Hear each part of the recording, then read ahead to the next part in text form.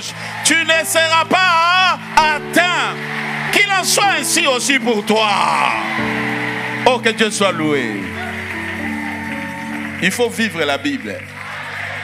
Il faut vivre la Bible. Ah, que Dieu soit loué. Alors que nous sommes debout, que Dieu te bénisse encore, maman Blandine. Qu'il te bénisse, qu'il accomplisse encore de grandes choses. Alléluia. Gloire à Dieu. Nous sommes à l'heure de la parole. Et Dieu va encore nous bénir ce matin. Alléluia.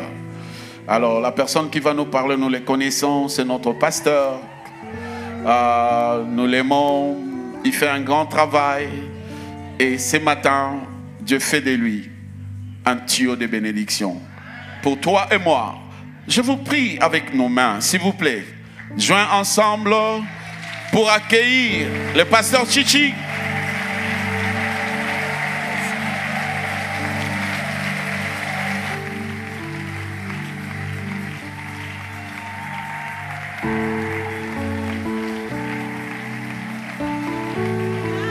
Tu as raison d'acclamer. Est-ce qu'on peut exagérer pour ce Jésus? C'est Jésus qui accomplit de miracles au milieu de nous. Nous célébrons un Dieu vivant. Nous célébrons un Dieu qui entend les prières. Que le nom du Seigneur soit béni. À lui seul soit toute la gloire. Nous rendons des actions de grâce à notre Dieu. Nous bénissons le maître des temps, des circonstances, lui qui permet qu'on se tienne encore là devant vous. Je suis très édifié par ce témoignage. Nous sommes dans la joie de servir un Dieu vivant. Nous bénissons le Seigneur aussi pour l'Église de la résurrection, notre Église, tout ce qu'il y a comme témoignage. Et ça prouve que Dieu est au milieu de nous. Nous bénissons le Seigneur également pour la vie de nos parents dans la foi, de Daddy Dominique et de Mamie Hélène. J'aime qu'on le célèbre quand on parle d'eux. C'est une histoire de foi.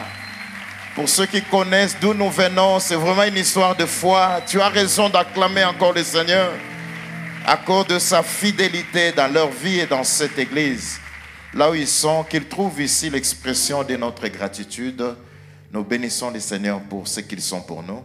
Et merci, Pasteur Guy Roger. Merci de me donner cette belle passe pour annoncer l'évangile ce matin. Et merci pour le sens des collaborations. Ça nous fait énormément du bien. Et je salue tous les hommes de Dieu qui sont ici dans la salle. Je ne sais pas vous citer par vos noms. Que le Seigneur vous bénisse. Et je vous salue, sans oublier mon épouse, bien sûr.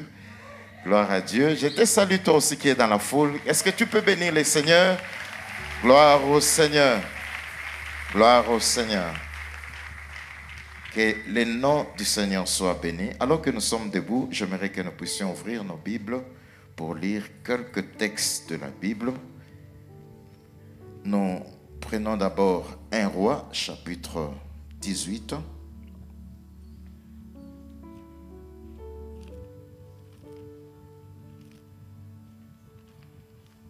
Un Roi 18, versets 36 à 37.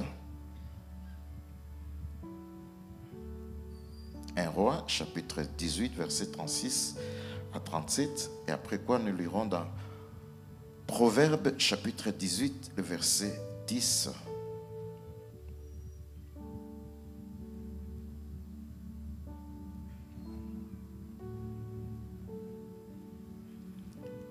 Nous y sommes. Ok, nous pouvons lire à 3. 1, 2, 3. Au moment de la présentation de l'offrande, Élie le prophète s'avança et dit: Éternel, Dieu d'Abraham, d'Isaac et d'Israël, que l'on sache aujourd'hui que tu es Dieu en Israël, que je suis ton serviteur et que je fais toutes ces choses par ta parole. Réponds-moi, Éternel, réponds-moi, afin que ce peuple reconnaisse que c'est toi, Éternel, qui es Dieu, et que c'est toi qui ramènes leur cœur. Prenons Proverbes, chapitre 18, le verset 10.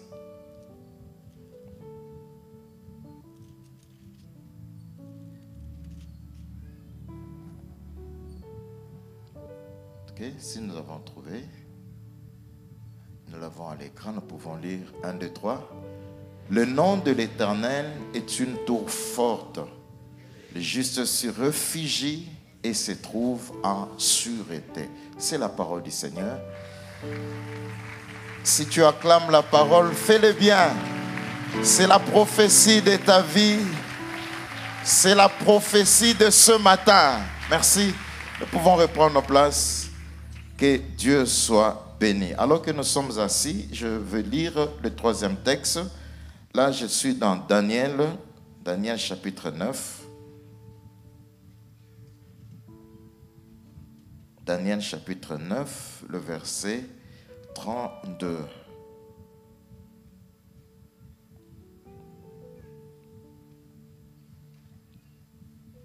Non, plutôt chapitre 11, plutôt, excusez.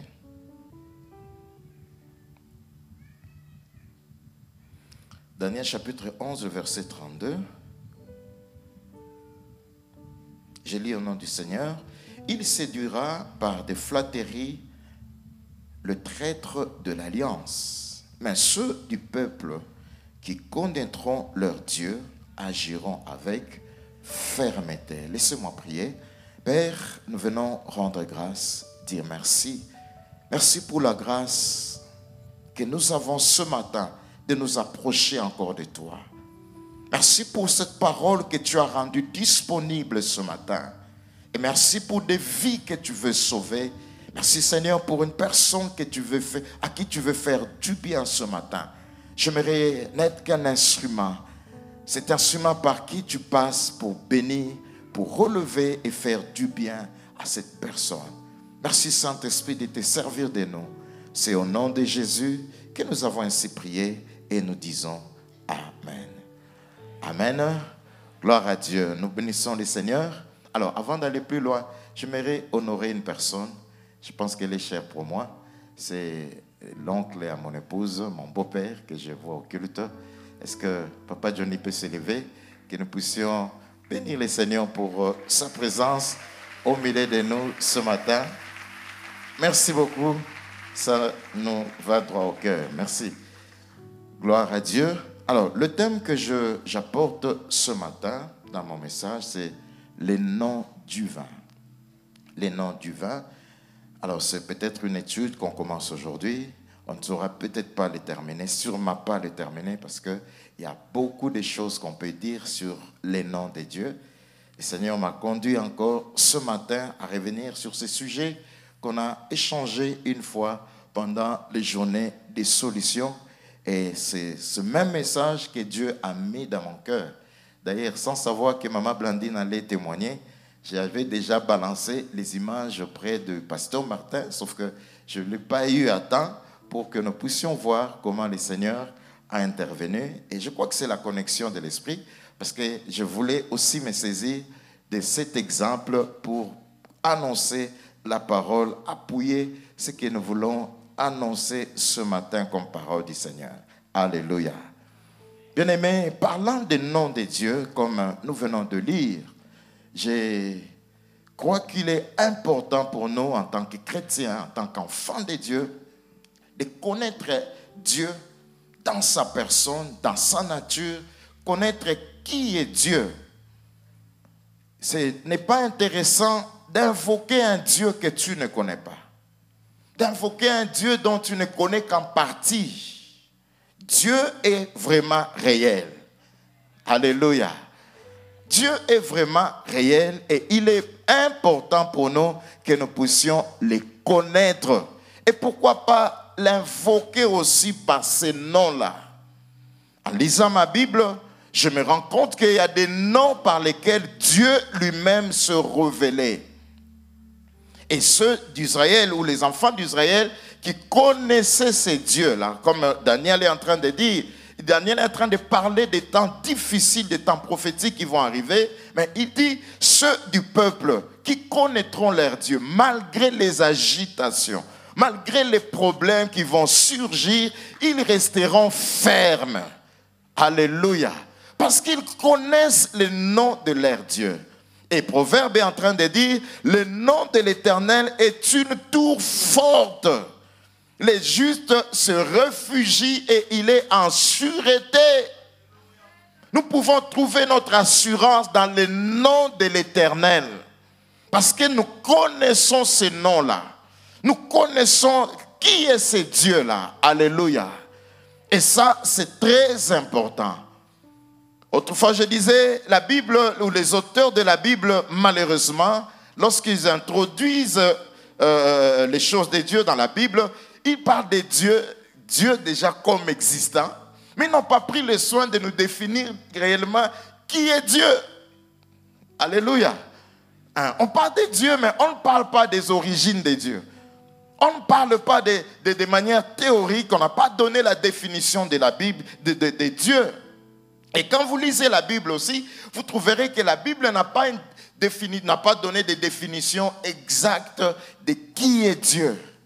Et je crois que c'était de manière réfléchie.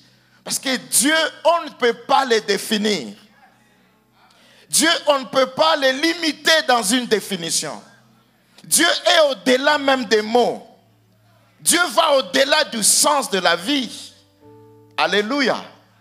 Et Dieu a pris le soin de se révéler lui-même à son peuple. Et ce qui est bien, c'est que c'est dans des moments de crise que Dieu se révélait sous plusieurs facettes dans la vie de ses enfants. C'est pourquoi je dis toujours, il y a une façon théologique de connaître Dieu, mais il y a aussi une façon pratique de connaître Dieu. On peut t'avoir parlé de Dieu parce que tu es passé par les affermissements, tu es passé par les enseignements de la Bible. Mais connaître Dieu de manière personnelle, c'est encore une autre chose. C'est pourquoi, comme nous l'avons lu, ceux du peuple qui connaîtront leur Dieu. Bien aimé, il est question de connaître Dieu pour agir avec fermeté. Alléluia. Vous savez, dans notre façon d'agir, on peut voir si nous connaissons Dieu ou si nous ne le connaissons pas. Amen. Un jour, un pasteur, partageant, échangeant avec son ami pasteur, il dit d'ailleurs, je suis en colère. Les membres de mon église m'ont énervé. En tout cas, ça fait 2 semaines, je ne prie même pas. Je ne prie pas pour eux, je ne fais rien. Et si Dieu ne me répond pas, je ne vais plus continuer. Alors il les regarde, il dit, oh, donc toi tu peux faire ça avec Dieu. Dis donc ton Dieu à toi est différent de mon Dieu. Dis mais mon Dieu à moi je le crains. Je ne peux pas me permettre ça. Alléluia. C'est pourquoi si tu vois certaines personnes faire certaines choses, ça prouve aussi qu'ils ne connaissent pas assez Dieu. Alléluia. Parce que si tu connais Dieu dans une autre dimension, dans des dimensions élevées, il y a des choses que tu ne te permettras pas de faire. Il y a des choses que tu ne te permettras pas de dire. Parce que tu connais ces dieux-là.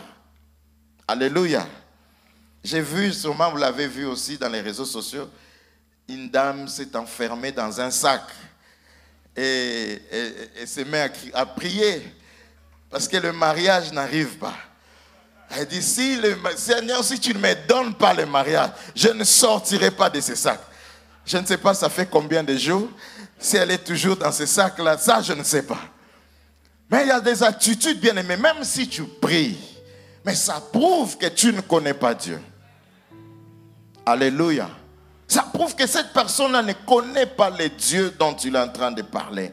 C'est pourquoi il est important pour nous de revenir sur ces choses, même si on nous a parlé, même si on nous a prêché plusieurs fois, mais encore toujours quelque chose qu'on peut ajouter juste pour ranimer la foi, pour édifier le peuple de Dieu à comprendre qui est ce Dieu-là que nous appelons le Dieu d'alliance, le Dieu que nous invoquons ici à la résurrection.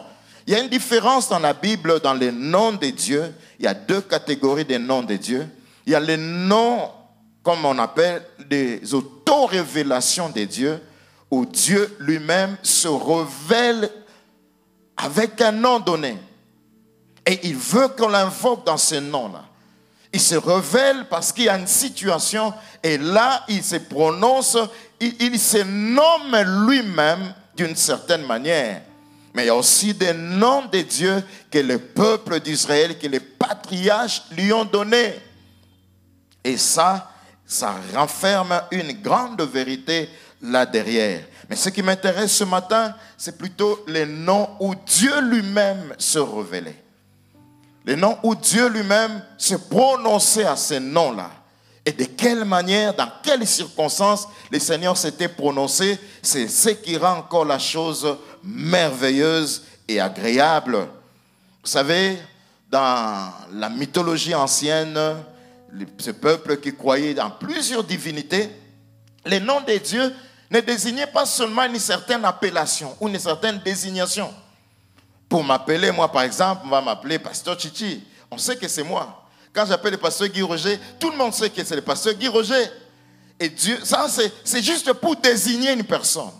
Mais lorsqu'il est question de Dieu, ce n'est pas seulement une simple façon de désigner Dieu. Le nom de Dieu traduit même le caractère de Dieu. Le nom de Dieu traduit la nature profonde de Dieu. Ce qu'il est, ce qu'il déclare qu'il est réellement. Ce qu'il peut faire, ce qu'il peut accomplir dans la vie d'un peuple, dans la vie de ceux qui sont en alliance avec lui. Alléluia. C'est pourquoi connaître le nom de Dieu, connaître qui est Dieu, c'est très important parce que c'est proclamer même sa nature. Or, Dieu ne peut pas se renier. Dieu ne peut pas changer.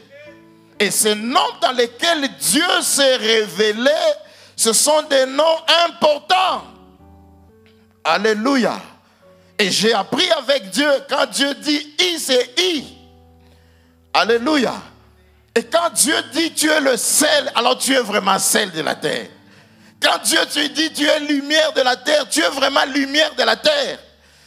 Et c'est de cette façon-là que nous devons aussi apprendre à connaître Dieu pour l'invoquer dans les circonstances de fois les plus compliquées.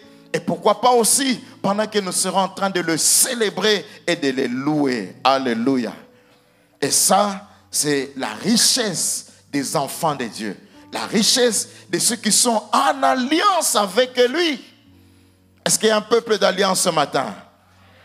J'aimerais que tu saches, que tu connaisses ces dieux-là avec qui tu es en train de marcher. Ce n'est pas n'importe quel Dieu. Alléluia. Alors le premier nom, nous le trouvons dans Genèse chapitre 15, le premier verset. Genèse chapitre 15, le premier verset. On prend juste le premier verset où la Bible dit, après ces événements, la parole de l'Éternel fut adressée à Abraham dans une vision. Et il dit, Abraham, ne crains point. Je suis ton bouclier et ta récompense sera très grande. Alléluia. Après ces événements, dit la Bible, la parole de l'Éternel fut adressée à Abraham. Dans une vision, Dieu est venu se révéler à Abraham. Et il dit, Abraham, ne crains point. Je suis ton bouclier. Donc le premier nom que je voudrais aborder ce matin, comme je l'ai dit la fois passée, c'est le bouclier d'Abraham. Donc le Dieu que tu invoques s'appelle aussi le bouclier d'Abraham. Ça dit que Dieu est réellement un bouclier. Alléluia. Pour bien comprendre ce que Dieu voulait nous communiquer derrière ces noms-là, cette révélation, pour comprendre la portée spirituelle de ces noms, c'est plutôt les événements qui viennent avant. C'est comme ça qu'on dit, on introduit le texte en disant, après ces événements. La question qui doit se poser, c'est que qu'est-ce qui s'est passé avant? Dans le chapitre 14, on voit Abraham livrer une grande bataille avec la coalition des rois, des armées. Ils étaient plus nombreux que lui. La Bible dit, une histoire que vous connaissez très bien, que les rois se sont livrés en bataille et l'autre qui s'est retrouvé à Sodome et à Gomorrhe a été pris captif, s'est fait captif, esclave, on l'avait emporté. Et la nouvelle est parvenue dans les oreilles d'Abraham. Alléluia. Non, laisse-moi dire à quelqu'un, des fois les problèmes, tu ne les prévois pas, mais les problèmes viendront vers toi. Même si tu dis, moi, je n'aurai des problèmes avec personne. Mais tu te lèveras un jour et on t'apprendra une mauvaise nouvelle qui va te pousser à te lever. Oh, je prie le Seigneur que la nouvelle que tu vas recevoir en cette semaine ne t'amène pas à pleurer, mais que cela t'amène à découvrir une autre dimension de ce Dieu-là. C'est à cela que nous comprenons que nous avons un Dieu. C'est pendant ce temps-là, moi je dis toujours, c'est pour des moments comme celui-là que nous sommes sauvés. Si nous n'étions sauvés que pour ce temps de culte, c'est que notre foi en Dieu serait malheureuse. Alléluia. C'est pour des moments de crise, des moments de plus compliqués là, que nous avons été appelés fils et filles d'alliance. Il faut que ce moment-là arrive pour que le monde sache que Dieu est avec toi, qu'il y a un Dieu dans des circonstances difficiles. Et la Bible dit, Abraham n'était même pas préparé, mais saisi par la nouvelle. La Bible dit, il s'est préparé. Il a monté une armée de 318 soldats parmi ses serviteurs, des braves qu'il pouvait disposer. Et il les a réunis. Et pour ne pas attaquer de jour, ils ont attaqué la nuit pour surprendre l'ennemi. La Bible dit, pendant la nuit, Abraham a surgi dans le camp de l'ennemi et c'était la panique. Dans cette guerre, on va parler de ça plus tard, l'Éternel des armées s'était révélé aussi. Non, je veux dire à quelqu'un que tu as un Dieu qui s'appelle aussi l'Éternel des armées. Le temps viendra, on va développer ça. C'est pourquoi ne crains pas le combat. Lorsque le combat s'élève contre toi, sache une chose, le Dieu que tu dis, le Dieu d'alliance, s'appelle aussi l'Éternel Dieu des armées. Ce sont les armées célestes qui se sont levées, qui ont livré bataille dans le camp d'Abraham, du côté d'Abraham. Et cette grande multitude qui venait de remporter une grande bataille ont pris la fuite devant Abraham. Et comme c'était la nuit, Abraham les a vaincus, ils ont pris la fuite. Sûrement, les jours qui ont suivi, Abraham avait peur. Abraham pouvait se dire, certainement, ils vont revenir. Ils apprendront que nous n'étions qu'un petit peuple.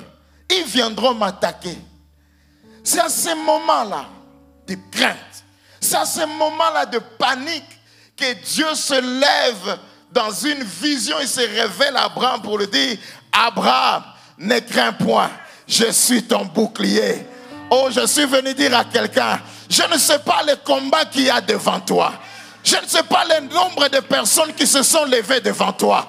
Je suis venu t'annoncer la bonne nouvelle ce matin. Le Dieu que tu adores tous les jours, il s'appelle le bouclier d'Abraham.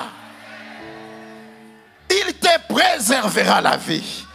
Il est capable de te protéger. Je ne sais pas le nombre de personnes, je ne sais pas la force de l'ennemi, mais sache une chose, tu peux marcher avec cette assurance. Le bouclier d'Israël est avec moi. Non, est-ce que quelqu'un peut dire avec moi, le bouclier d'Israël? Alléluia. Et ce Dieu-là s'appelle le bouclier.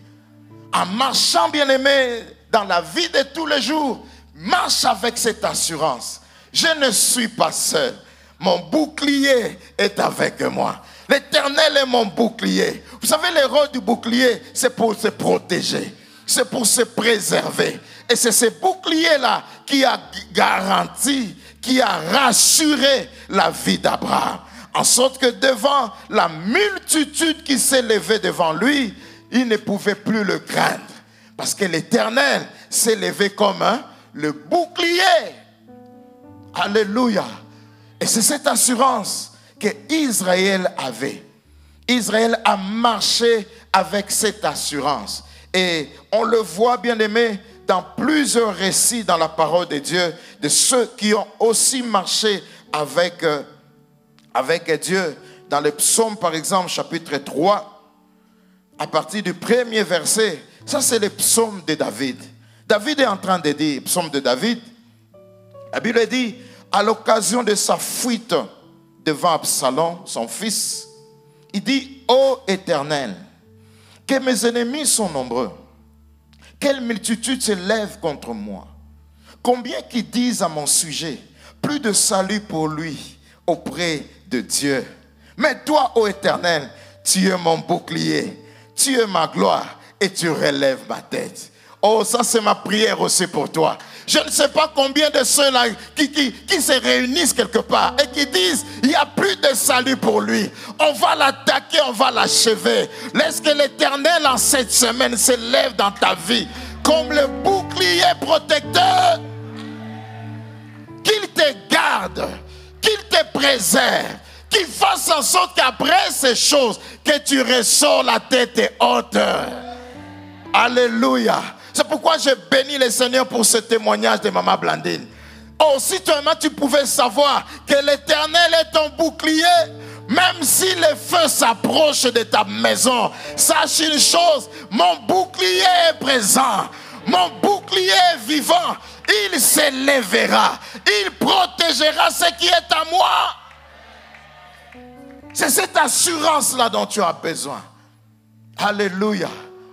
Et j'ai béni le Seigneur pour ce témoignage. Il fallait rappeler la mémoire de Dieu. Alléluia. Marche avec assurance. Marche dans cette assurance que je ne suis pas seul. Même si la guerre s'est présentée devant moi, je ne suis pas seul. Le Seigneur est mon bouclier. Il n'y a pas que Maman Blandine. Il y a un autre témoignage que nous n'avons peut-être pas eu le temps de faire passer ici. Maman Jessica, j'étais il y a une semaine aussi dans sa maison. Elle me dit, elle a l'habitude, devant son véranda, des fois, peuvent rester là jusqu'aux heures tardives, alors qu'il fait très chaud ces jours aussi, comme on le sait là. Alors qu'elle s'est reposée avec les enfants sur le véranda, et c'est vers minuit, elle entend une voix lui dire, lève-toi, entre à la maison. Elle a un peu hésité. Elle entend encore la voix, elle dit, lève-toi, entre à la maison. Elle dit généralement, elle peut rester comme ça jusqu'à 3h, 4h du matin, et puis aller continuer sur les lits, le sommeil, des fois avec les enfants.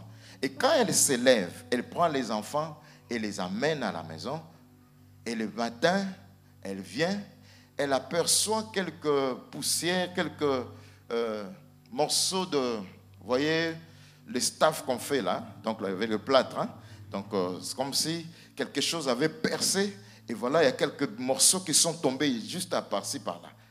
Et quand ils observent, ils ont trouvé qu'il y a un trou qui avait percé, sûrement, les tôles, perçant le plafond jusqu'au sol. Et là où elle était endormie avec les enfants, ils ont aperçu une balle.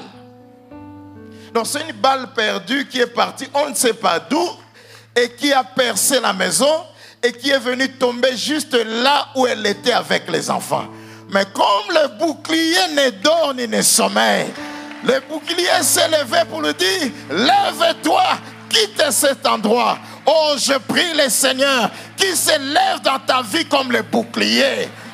Oh, dans ces combats-là où tu es visé, la Bible dit que 1000 tombent à ton côté, 10 000 à ta droite. Toi, tu ne seras pas atteint. Alléluia.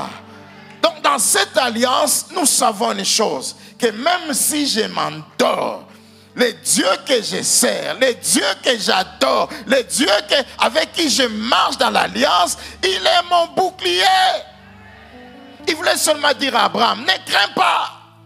Tu peux avoir des combats dans le travail. Tu peux avoir des combats dans le mariage. Tu peux avoir des combats à gauche et à droite. Mais sache une chose, ton bouclier est vivant. Alléluia. Lorsque David traverse ce moment-là difficile, il est obligé de fuir contre son propre fils Absalom qui cherche à le détruire. Et voilà l'assurance que David a dans son cœur. Il dit, Seigneur, tu es mon bouclier. Alléluia. Il proclame, Seigneur, tu es mon bouclier. Bien-aimé, tu n'as pas besoin d'être raisonné avec ton intelligence comment Dieu va faire. Par quelle voie Dieu va passer. Proclame, Seigneur, seulement, Seigneur, tu es mon bouclier. En proclamant Éternel, tu es mon bouclier, tu es en train d'élever une protection surnaturelle. Alléluia. Et Dieu lui dit, ne crains rien, car je suis ton bouclier et ta récompense sera grande. Marche avec cette assurance. Je ne suis pas seul. L'Éternel est avec moi. L'Éternel est mon bouclier. Le deuxième nom que j'aimerais qu'on apprenne aussi ce matin, c'est dans Genèse chapitre 17. Toujours le verset 1er. La Bible dit, lorsqu'Abraham fut âgé de 99 ans, l'Éternel apparut à Abraham et lui dit, je suis le Dieu Tout-Puissant. Marche devant ma face et sois intègre. Alléluia. On dit lorsque Abraham fut âgé de 90 ans, et Dieu se révèle comme le Dieu Tout-Puissant. En hébreu, comme El Shaddai. Donc le deuxième nom important dans la Bible, d'après moi, c'est le nom de Dieu comme El Shaddai, comme le Dieu Tout-Puissant. Donc je suis venu annoncer à quelqu'un que le Dieu que nous adorons, c'est le Tout-Puissant. Il est le Dieu Tout-Puissant et devant qui rien n'est impossible. Alléluia. Et comme autrefois, c'est dans des conditions particulières. C'est dans des situations de fois compliquées. Et nous comprenons le sens et le pouvoir de ces noms par rapport à la situation dans laquelle Abraham se retrouve. Avant même de donner ce nom, on commence par nous révéler l'âge d'Abraham. On dit lorsque Abraham fut âgé de 99 ans. Ça veut dire qu'à cet âge-là, tu as perdu tout espoir. À cet âge-là, le corps est amorti. Il n'y a plus d'espérance, comme on peut le dire. Ça dit qu'Abraham, à 99 ans, ça dit que c'est un homme ordinaire comme toi et moi. Ne dis pas, voilà, en son temps, les gens vivaient pendant très longtemps. Non, c'est un vieillard. Alléluia. Et sa femme a 90 ans. Donc c'est une femme âgée, atteint la double ménopause. C'est à ce moment-là que Dieu vient se révéler comme El Shaddai. Oh, écoutez la bonne nouvelle. Dieu des fois attend le moment le plus compliqué. Dieu des fois attend le moment le plus difficile. Quand tout le monde a donné les pronostics en disant ça, rien ne pourra encore se faire. C'est à ce moment-là que El Shaddai s'élève. Je prie le Seigneur en cette semaine qu'il s'élève dans ta vie comme El Shaddai. Qu'il s'élève en cette année dans ta vie comme El Shaddai. Quand toi-même dans ton intelligence, dans tes sens à toi, tu dis c'est fini, plus rien ne peut encore se faire. C'est alors que El Shaddai s'élève dans ta vie pour te dire, je commence avec toi une nouvelle histoire. Non, je dis à quelqu'un, une nouvelle histoire va commencer. Là où les hommes ont mis un point, Dieu va commencer une histoire. Il n'a pas cité le nom de El Shaddai à n'importe quelle circonstance. Non, il a attendu jusqu'à 99 ans pour se révéler comme un El Shaddai. Alléluia. Et comme El Shaddai, il s'élève, il dit à Abraham, ne crains rien, marche devant ma face, ta postérité sera grande. Voici, je te donnerai ton fils à toi. Dans la suite de la conversation, Abraham lui dit, non, voilà, je m'en vais sans enfant. Tu ne m'as pas donné d'enfant. Et celui qui est né dans ma maison sera l'héritier de ma maison. Et Dieu dit, non, ça ne sera pas lui. Ça sera celui qui sortira de tes entrailles. Non, je suis venu dire à quelqu'un, tes yeux ne savent pas voir ce que Dieu est en train de voir. Là où toi tu vois la défaite, Dieu est en train de voir une nouvelle histoire. Quand toi tu penses que tu es fini, Dieu est en train de voir un nouveau début. Alléluia. Alléluia. C'est à cela qu'il est El Shaddai, le Dieu capable. Bien aimé, et cela est resté désormais en Israël. Les descendants d'Abraham ont commencé à invoquer El Shaddai. devant les incertitudes, devant les situations compliquées. C'est cela la beauté même de ces noms. C'est ça ce qui fait la beauté de ces dieux-là. C'est pourquoi je disais, tu n'as pas besoin de t'enfermer dans un sac. Non, si tu connais le nom de l'Éternel, tu sauras que même à 99 ans, Dieu peut te donner des enfants. Alléluia. Tu n'auras pas à forcer. Tu n'as qu'à vivre normalement et à garder l'alliance. Écoutez, pour avoir des enfants, Abraham n'a pas fait des efforts supplémentaires. D'ailleurs, sa femme dit, est-ce que moi j'aurai encore des désirs? J'aime Dieu. Il attend que tu arrives vraiment au bout. Au point où même toi-même, tu t'avoues vaincu. Tu avoues que tu ne peux plus rien. C'est alors que Dieu s'élève comme El Shaddai. Oh, je prie le Seigneur qui s'élève dans ta vie comme El Shaddai. Laisse que l'enfant qui naîtra de toi puisse porter le nom de El Shaddai. Laisse que l'entreprise qui sortira de toi puisse porter le nom de El Shaddai. Personne ne t'a donné la chance. Personne n'a vu en toi un bon leader. Personne n'a vu en toi une bonne femme. Mais le Dieu El Shaddai que tu adores est capable de recréer ton histoire. Est capable de commencer une nouvelle histoire avec toi. Il est capable de donner encore de l'espérance. Alléluia. Ceux du peuple qui connaîtront leur Dieu, ils agiront avec fermeté. Parce que nous connaissons qui est El Shaddai. Il a attendu qu'Abraham atteigne un âge où personne ne peut plus espérer. C'est alors qu'il est venu. Non, je veux dire à quelqu'un, tu ne fourniras pas d'efforts. La même activité qui ne t'avait pas donné des enfants hier, c'est la même activité qui te donnera des triplés demain. Non, si tu crois cela, donne-moi un amen de foi. Que cela s'accomplisse dans ta vie au nom de Jésus. Alléluia. Alléluia. J'aime le Dieu de la Bible. La Bible dit, Elkana et sa femme Anne, chaque fois, ils pouvaient être en couple, s'accoupler comme d'habitude. Ils n'avaient pas d'enfants. Mais ces jours-là, quand Dieu s'est souvenu de Anne, oh, je prie le Seigneur que cette année ne passe pas. Que Dieu se souvienne de toi. Que ce qui est naturel puisse te donner des millions. Que ce que tu as toujours fait naturellement puisse te donner des enfants que tu as tant rêvé. Alléluia. Quand Dieu décide de faire du bien, il descend et il ouvre les seins maternels et il entre et il donne des enfants. Ça, c'est ce que ton Dieu est capable de faire. S'il l'a fait avec Sarah, il le fera aussi avec toi. S'il l'a fait avec Abraham, il le fera aussi avec toi. Alléluia. Quelque temps après, Sarah va mourir. Écoutez, quand El Shaddai commence son travail, ça veut dire qu'il a vraiment renouvelé. Donc c'est pourquoi je dis à quelqu'un, avant de mourir, tu verras la gloire de Dieu. Ne meurs pas avant le temps.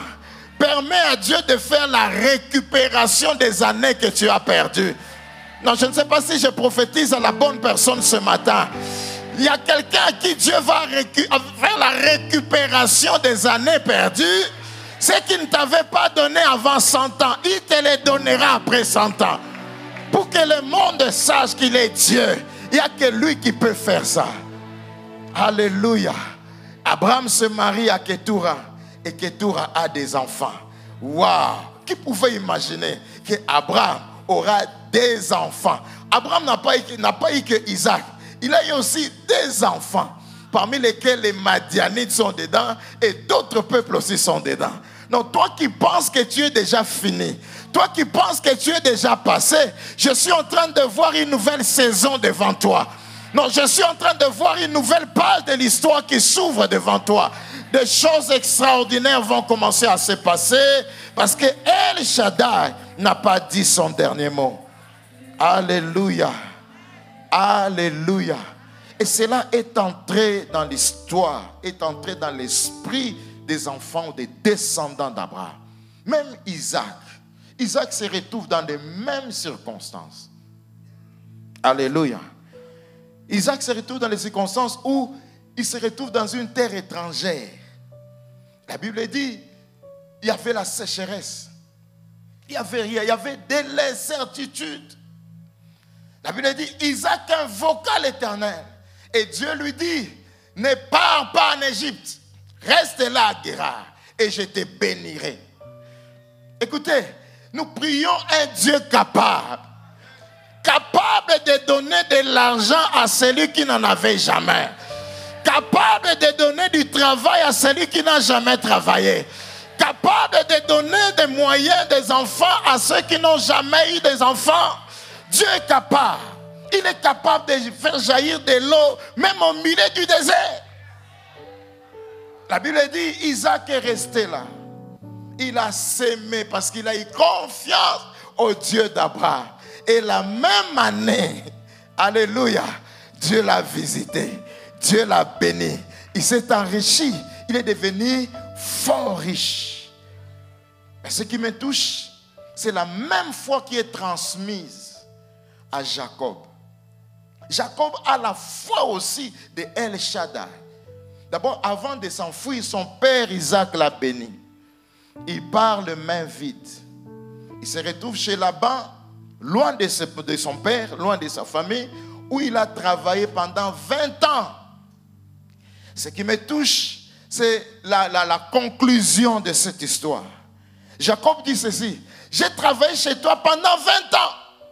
7 fois tu as changé mon salaire. Ça dit que là-bas était méchant. Mais écoute ce qu'il dit. Si je n'avais pas pour moi le Dieu qu'ont servi mes pères, le Dieu d'Abraham, le Dieu d'Isaac, tu m'aurais renvoyé les mains vides. Non, je suis venu annoncer la bonne nouvelle à quelqu'un. Si le Dieu que tu sers s'appelle El Shaddai, il se lèvera dans ta vie un jour. Ça peut prendre le temps.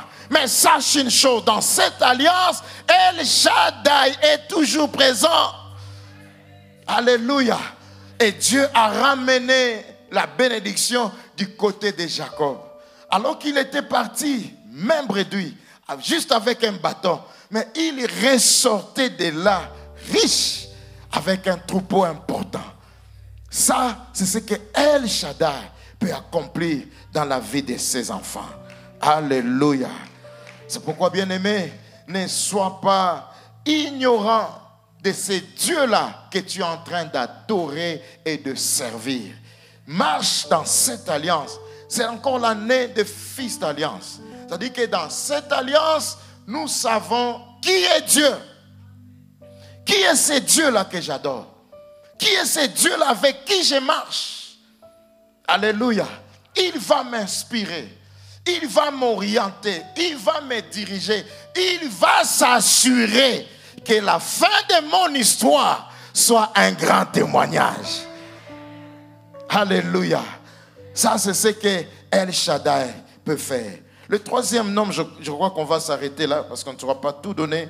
C'est dans Exode chapitre 3, verset 14.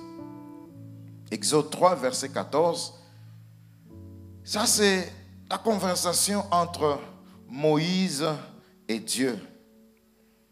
Je peux commencer au verset 13. La Bible dit, Moïse dit à Dieu, j'irai donc vers les enfants d'Israël. Je leur dirai, les dieux de vos pères m'envoient vers vous. Mais s'ils me demandent, quel est son nom? Que leur répondrai-je? Dieu dit à Moïse, je suis celui qui suis. Et il dit, et il ajouta, c'est ainsi que tu répondras aux enfants d'Israël. Celui qui s'appelle Je suis m'a envoyé vers vous. Alléluia. Je suis celui qui suis. Celui qui s'appelle Je suis m'a envoyé vers vous. Et ça, c'est encore une autre auto-révélation de Dieu. Il y a eu des débats autour de cette question. Certains théologiens disent que Dieu n'a pas voulu révéler son nom. Voilà pourquoi il dit, je suis celui qui suis. Mais nous croyons que c'est le nom de Dieu. il est vraiment ce qu'il dit qu'il est. Il est un Dieu réel. Il est un Dieu vrai. En hébreu, c'est un nom qu'on ne sait pas prononcer. C'est un tétragramme de 4 lettres.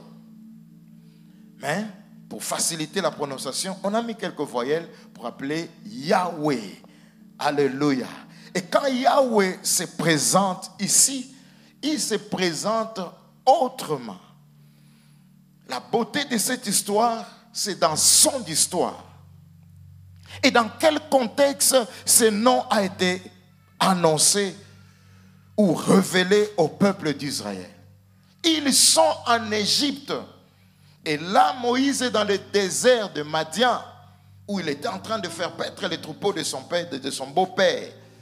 Alors que Dieu se révèle à lui, il lui donne la mission d'aller libérer son peuple, le peuple d'Israël. Moïse, qui autrefois avait été déçu par le même peuple, c'est ce même peuple-là d'Israël qui lui ont posé la question, mais qui t'a établi chef pour que tu viennes agir à notre faveur?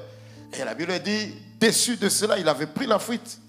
Et voilà, quand Dieu lui renvoie encore en Égypte, il prend le soin de chercher à connaître qui est Dieu, qui est cette personne qui se révèle à moi.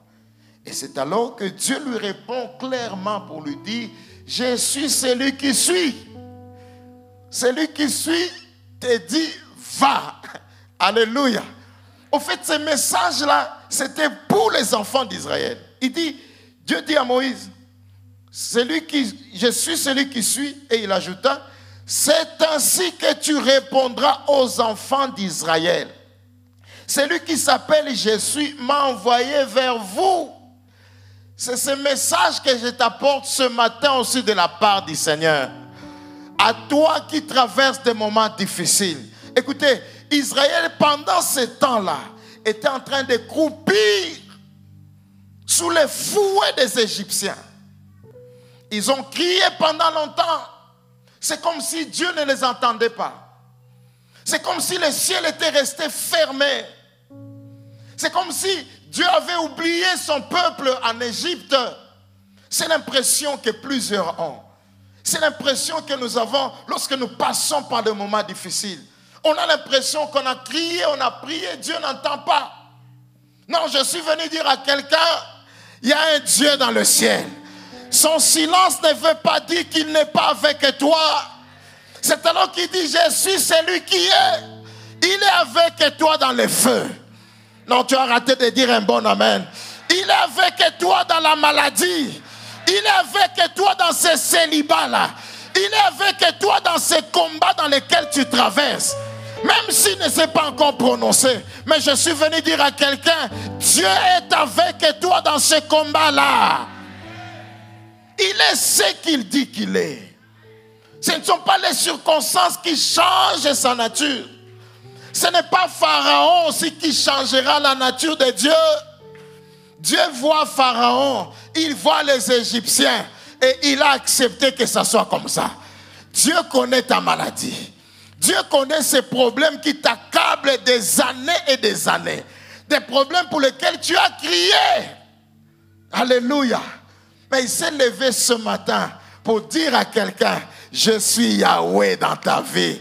Oh, le message est en train de passer dans ta vie, que l'Éternel est Yahweh, que l'Éternel est celui qui est. Alléluia. Il ne va jamais en voyage. Il ne se déplace jamais. La Bible dit, celui qui ne dort ni ne sommeille, il marche au milieu de son peuple. Il connaît tes larmes, il connaît ta souffrance. C'est comme ça qu'il dit à Moïse, j'ai entendu le pleur. J'ai vu la souffrance de mon peuple et je suis descendu pour le sauver. Alléluia. Vous savez, des fois, dans les moments difficiles, on a hâte que Dieu vienne nous tirer de là. Dieu n'est pas pressé de te retirer de l'Égypte. Dieu n'est pas pressé de te retirer de la fournaise ardente où tu es. Dieu n'est pas pressé. Alléluia. Par moments, nous devons plutôt inviter Dieu. Toi qui dis que tu es ce que tu es, viens avec nous dans la souffrance. Viens avec nous dans la vallée de l'ombre de la mort. La Bible dit, quand je marche dans la vallée de l'ombre de la mort, tu es avec moi. Je ne crains aucun mal. Alléluia. Bien-aimé, tu dois expérimenter aussi ça. Dans la vallée de l'ombre de la mort, laisse que Yahweh vienne dans ta situation. Qu'il vienne à tes côtés. Qu'il prenne part avec toi dans les souffrances de tous les jours. Alléluia. Oui, avant de voir la délivrance, tu dois vivre aussi, tu dois passer par cette expérience de la présence de Dieu au milieu des situations difficiles. Alléluia. Par moments, Dieu viendra juste pour éteindre le feu. Le feu sera là, mais il est à tes côtés pour que le feu ne te consume pas. Je prie le Seigneur qu'à partir de cette parole que tu es en train d'attendre ce matin, au lieu où tu avais pleuré hier, que Dieu te donne la force d'endurer l'épreuve. Que Dieu te donne la force de résister. Le feu sera feu, mais sur toi, le feu n'aura aucun effet. Avant de te tirer de là, qui est d'abord un miracle de ces gens-là. Alléluia. Tu as besoin de laisser Dieu entrer dans ces problèmes. Écoutez, tu as l'impression que Dieu ne voit pas que tu souffres. Que tu es obligé de prendre les produits tous les jours. Cela ne veut pas dire que Dieu t'a abandonné. Non, il dit je suis Yahweh. Alléluia. Je suis Yahweh, je connais, je vois ce que Pharaon est en train de faire. Mais il viendra un temps où je me lèverai. Mais laisse-moi traverser avec toi cette vallée de Baca. Alléluia. Il est Dieu, même au milieu des moments de pleurs. Même dans les moments les plus compliqués de la vie. 430 ans, ils ont crié. Ils pensaient que Dieu ne voyait pas. Alléluia. Par moments, Dieu leur a dit, priez pour le pays où je vous ai amené en déportation, car votre bonheur dépend. Par moments, la bénédiction, ce n'est pas seulement que tu retournes à Jérusalem, mais que tu sois là où tu es. Mais Dieu veut que même en étant à Babylone, que tu sois premier ministre. Même en étant dans les moments compliqués, qu'un miracle s'opère. Alléluia. C'est pourquoi il dit, je suis, dis-leur, je n'ai pas changé. C'est pourquoi j'ai dit, l'expression de cette femme qui s'est enfermée dans les sacs, c'est une personne qui ne connaît pas Dieu. Alléluia. Si tu peux seulement sentir Dieu, même dans les moindres détails, dans les petites choses, tu vas comprendre que Dieu ne t'a jamais abandonné. Il est toujours avec toi. Des fois, Dieu permet ça parce qu'il veut changer, il veut t'apprendre quelque chose. Dieu veut peut-être développer tes potentialités, ton caractère devant des situations difficiles. La Bible dit, Dieu, en faisant sortir les enfants d'Israël de l'Égypte, il pouvait les mener par une voie courte. Mais il a préféré les faire passer pendant 40 ans. L'objectif de Dieu, c'était de retirer, de faire sortir l'Égypte dans leur esprit. Alléluia. Je l'ai dit, il n'y a pas de définition pour Dieu. On ne sait pas définir Dieu. Ce sont les circonstances par lesquelles tu passes qui vont t'aider à définir qui est Dieu. C'est au travers de ces circonstances-là que tu comprendras qui est Dieu. Alors permets à Dieu de faire son travail. Laisse Dieu faire son travail. Il n'a pas changé. Ce ne sont pas tes pleurs qui vont changer la nature de Dieu. Alléluia. Dis-leur, je suis celui qui suis. C'est que tout ce que je leur ai dit est vrai. Et Dieu permet aussi que ces situations viennent avant de te délivrer. Quand Dieu vient dans tes problèmes, c'est aussi pour juger tes adversaires. Alléluia. Alléluia. Écoutez, il y a eu que Moïse et Aaron qui avaient le privilège de voir certains miracles, certaines choses que Dieu a fait pour humilier et frapper les dieux égyptiens Dans Exode chapitre 12, Dieu dit, je passerai aujourd'hui pour frapper les Égyptiens et les dieux des Égyptiens. Au travers des 12 plaies, des 10 plaies plutôt, le Seigneur a frappé les Égyptiens et les dieux égyptiens. Alléluia. On appelle ça la théomachie. C'est-à-dire que les dieux qui dévorent les autres dieux. La Bible dit, Moïse vient, il jette son bâton, ce qui se transforme en serpent. Les Égyptiens aussi, les magiciens égyptiens ont jeté aussi leur bâton, qui se sont transformés en serpent. Mais écoutez ce qui se passe. Les serpents de Moïse, comme vous le savez, a avalé les dieux ou les serpents des Égyptiens devant les magiciens, devant Pharaon, et c'est ce qui est en train de se passer. C'est ce qui va se passer aussi dans ta vie.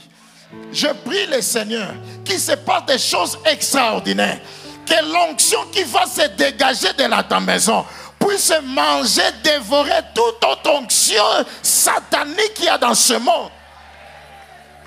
Avant que Dieu ne te libère, ne te délivre de l'Égypte, il y a des choses comme ça qui doivent se passer. Tu as commencé les affaires à gauche et à droite. Vous vendez les mêmes articles. Ce n'est pas un problème. Vous commencez, ce n'est pas un problème. Ils te combattent, ce n'est pas un problème. Mais je prie le Seigneur, avant que l'année ne se termine, que l'onction qui est en toi puisse avaler les business à côté. Tu regarderas à gauche et à droite. Ceux qui te faisaient la guerre, tu ne verras plus. Laisse que la gloire de Dieu se manifeste dans ta vie. Avant de tuer Pharaon, il voulait que l'Égypte sache que Israël a un Yahweh. Alléluia. C'est au travers des actes comme ça que tu comprendras qui est réellement ce Dieu-là. Donc, il était question du Dieu d'Israël qui était en train de dévorer les dieux égyptiens ces jours-là. Alléluia. Bien aimé, il y a beaucoup de fausses onctions dans ce monde. Il y a beaucoup de faux, de puissances occultes autour de nous. Et si Dieu est avec toi, alléluia, au début, Pharaon sera ce qu'il est. Mais à la fin de cette histoire, tu chercheras ces pharaons-là, tu chercheras ces Égyptiens, tu ne les verras plus jamais. Parce que l'Éternel aurait agi de ton côté. Alléluia. C'est pourquoi bénis le Seigneur. Quand même malgré ta prière, tu vois certaines personnes multiplier leur méchanceté. Ça veut dire que le mal est déjà arrêté. Le jugement pour eux est déjà arrêté. Bientôt tu vas te lever ici comme Maman Blandine pour témoigner. Bientôt tu viendras pleurer ici de gloire parce que Dieu aurait intervenu en ta faveur. Oh, j'aime la Bible. Lorsque la Bible dit les enfants d'Israël étaient de l'autre côté. Ils étaient de l'autre côté de la mer. Et sur le rivage, ils ont aperçu les cadavres des Égyptiens qui gissaient dans l'eau. Et ils ont reconnu. Non, j'aime Dieu. Dieu permettra que cet Égyptien-là qui était en train de te faire souffrir, que son cadavre s'approche de toi. Tu reconnaîtras que ça, c'est la main de l'Éternel. Oh, laisse que mon Dieu se lève dans ta vie. Laisse qu'on sache dans ta vie que tu as un Dieu. Que Yahweh se lève pour juger tes adversaires. Que Yahweh se lève pour te tirer de l'Égypte où tu es. Alléluia. Alléluia. Lorsque Daniel sort de là, avant que Daniel ne sorte de là, d'abord Dieu a maîtrisé les lions. C'est pourquoi je dis, ne sois pas pressé de sortir. Dieu, avant de te tirer de là, il y a un miracle. C'est pourquoi, au lieu de maudire Dieu dans ton célibat, dans ta stérilité et dans beaucoup d'autres choses, Dieu te tirera de là. Mais avant de te tirer de là, sois attentif. Regarde attentivement. Tu vas voir que les lions sont là, mais ils ne font rien. Le feu est là, mais ça ne te brûle pas. Tout ce que tu traverses comme situation, Dieu te préserve. Ils étaient à Goshen. Lorsque de l'autre côté, Dieu frappait, à Goshen, il n'y avait pas de jugement. Laisse que la faveur de Dieu puisse se localiser. Avant le miracle, que dans la situation dans laquelle tu traverses, que Dieu fasse quelque chose qui t'amènera à célébrer son nom. Que mon Dieu te bénisse. Que mon Dieu te fasse du bien. Lève-toi là où tu es. Lève-toi là où tu es, nous voulons prier. Le Dieu d'alliance, c'est un Dieu vrai. Le Dieu d'alliance, c'est un Dieu fidèle à sa parole, fidèle à sa nature. Il est tel qu'il dit qu'il est. Et il accomplit tout ce qui sort de sa bouche. Je ne sais pas dans quelle situation tu traverses. Tu es peut-être dans la peur. Il y a une multitude de gens qui disent que toi, pour toi c'est fini, ça ne marchera plus. Mais lève juste tes mains là où tu es. Commence à bénir le Seigneur. Commence à proclamer le nom du Seigneur. Il est ton bouclier. Dis-le de ta propre bouche. Dis-le par tes propres paroles. Proclame, Éternel, tu es mon bouclier. Tu es celui qui relève ma tête. Il le fera dans ta vie. Oui, il y a le feu qui embrase à gauche et à droite. Mais tu as un bouclier. Il y a des gens qui tombent à gauche et à droite. Mais tu as un bouclier qui est avec toi, qui marche avec toi, qui t'accompagne dans cette alliance. Ce que les autres subissent, tu ne le subiras pas. Il est ton Dieu. Il est ton Dieu. Je ne sais pas quel âge tu as aujourd'hui, quelle situation tu traverses. Mais à 90 ans, il s'est levé comme El Shaddai. Il a dit à Abraham, je suis le Tout-Puissant, le Dieu capable. Tu as besoin juste de lever le Seigneur. Tu ne fourniras pas d'efforts. El Shaddai est avec toi. El Shaddai est de ton côté. Ne regarde pas ton âge. Nous ne sommes pas de ceux qui calculent avec Dieu, mais nous regardons à la capacité de Dieu. Notre Dieu est capable. Notre Dieu peut bousculer les choses. Il a dit, il est Yahweh. Malgré l'épreuve, malgré la situation compliquée, malgré la fournaise, la présence de Pharaon, il est Yahweh, il est celui qui est. Oui, nous sommes de ce peuple qui connaissons le nom de l'Éternel. Nous l'invoquons, nous savons que son nom est une tour forte. Nous nous réfugions dans sa présence. Élève le nom du Seigneur. Élève Yahweh dans ta vie. Je ne sais pas les défis qu'il y a actuellement dans ta santé, dans ton travail, dans ta maison, mais tu n'es pas venu seul. Tu es venu rencontrer. Tu es venu rencontrer les dieux d'Israël. Tu es venu rencontrer les boucliers d'Abraham. Oh, laisse que le secours de l'Éternel te soit accordé en ce jour. Te soit accordé en ce jour. Dans le nom de Jésus. Dans le nom de Jésus. Dans le nom de Jésus. J'aimerais prier avec toi. Peut-être que tu traverses un moment d'incertitude. Tu te poses beaucoup de questions. Comment ça va se passer? Tu passes des moments de troubles, de questionnements. Lève juste ta main là où tu es. J'aimerais prier pour toi. Tu es peut-être comme Abraham. Tu as déjà 90 ans, 19 ans plutôt spirituel. C'est-à-dire que tu regardes, il n'y a plus d'espoir. Les gens disent, il n'y a plus d'espoir. Laisse. Je parlais avec une soeur dans la semaine. Les médecins lui ont dit, cette maladie ne guérit jamais. Et je lui ai dit, c'est faux. Ça, c'est ce que les médecins ont dit. Mais avec Dieu, tout est possible. Ton Dieu est capable. Il est capable de te donner des enfants. Il est capable de t'ouvrir la porte. Il est capable d'attirer la bénédiction vers toi. Il est capable de frapper l'ennemi qui se lève devant toi. Il se lèvera pour juger. Laisse-moi prier. Père, merci. C'est au nom de Jésus que je me tiens en ces lieux pour élever ma voix. Père, je lève ma main en faveur de ce peuple et je t'invoque ce matin dans sa situation. Seigneur, vois ceux qui disent à son sujet qu'il n'y a plus de salut pour lui, qu'il n'y a pas de délivrance pour lui. Mais en toi, nous nous confions, Seigneur. Toi, notre bouclier, lève-toi ce matin.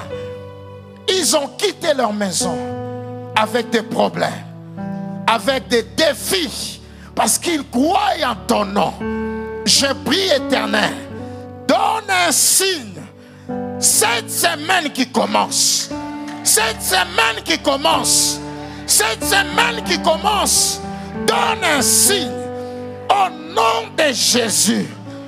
El Shaddai, je crois en ta puissance.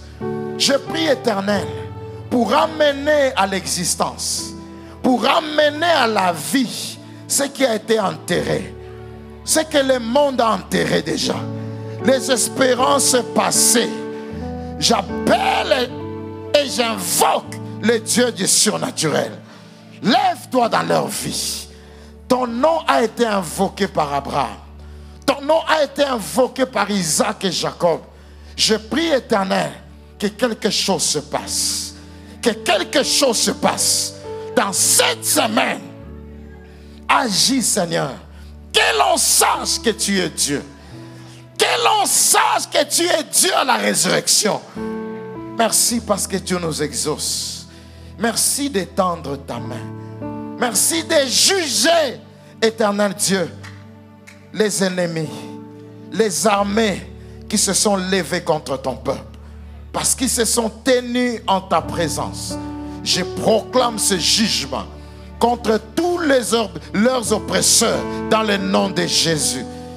Laisse, Éternel, mon Dieu, que tu apportes la consolation dans leur cœur, que tu apportes un témoignage dans leur vie, que nous puissions revenir avec de nombreux et glorieux témoignages.